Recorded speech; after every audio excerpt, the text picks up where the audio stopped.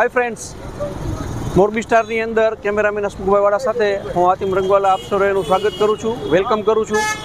આપણે સૌ જાણીએ છીએ કે અત્યારે હાલ અયોધ્યા ખાતે રામ મંદિરની પ્રાણ પ્રતિષ્ઠાનું જે આયોજન થવા જઈ રહ્યું છે તે ભવ્યથી ભવ્ય થવા જઈ રહ્યું છે અને એના ભાગરૂપે આખા ભારત વર્ષની અંદર ઠેર ઠેર રામ મંદિરના પ્રાણ પ્રતિષ્ઠાની જે ઉજવણી છે એ થઈ રહી છે।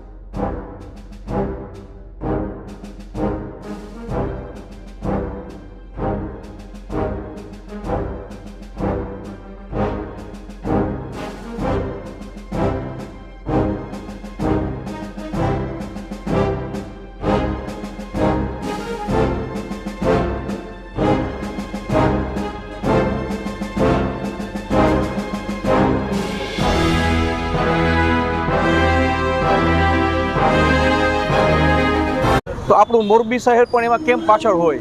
અત્યારે અમે મોરબીના હાટ સમાન એવા રવાપર રોડ ઉપર બાપા સીતારામ ચોકની અંદર અત્યારે ઊભા છીએ।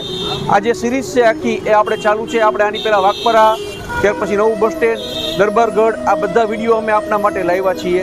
તો આજે અત્યારે અમે જે છે એ બાપા સીતારામ ચોકની અંદર ઊભા છીએ અને અહીંયા જે ભવ્ય કાર્યક્રમ થવા જઈ રહ્યો છે તેના વિશે આજે અમે આપણે થોડી માહિતી આપવા જઈ રહ્યા છીએ અને બધું બતાવીએ છીએ। તો અત્યારે અહીંયા જોઈ શકો છો કે પાછળ એક જબરજસ્ત જે સ્ટેજ છે એ અહીંયા બનાવવામાં આવ્યું છે, આપ જોઈ શકો છો અહીંયા વિડીયોના માધ્યમથી, અને એક જબરજસ્ત મોટી LED સ્ક્રીન પણ અહીંયા લગાવવામાં આવી છે।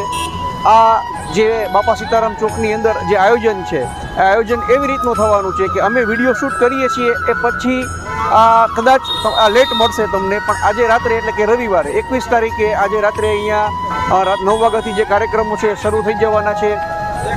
અહીંયા હનુમાન ચાલીસા બધા સમૂહ ગાન છે, ત્યાર પછી અહીંયા આજે જે રાતે રાસ ગરબાનું આયોજન છે અને આવતીકાલે સવારે એટલે 22 તારીખે એટલે કે વિડીયો તમને અમારો કદાચ મોડો મળે એવું શક્ય પણ બને, કારણ કે અલગ અલગ જગ્યાના વિડીયોઝ છે એટલે આ વિડીયો તમારા સુધી મોડો પણ પહોંચી શકે છે દોસ્તો, એ બદલ અમે દિલગીર છીએ।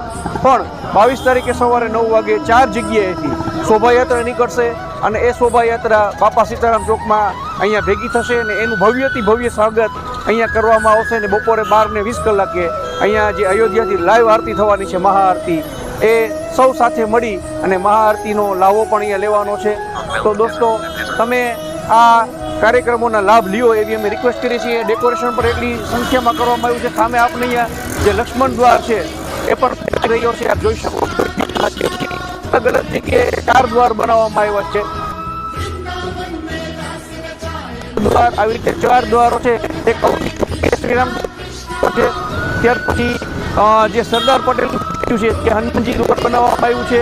અને અહીંયા જે આપણે એક ત્રીજો ભાગ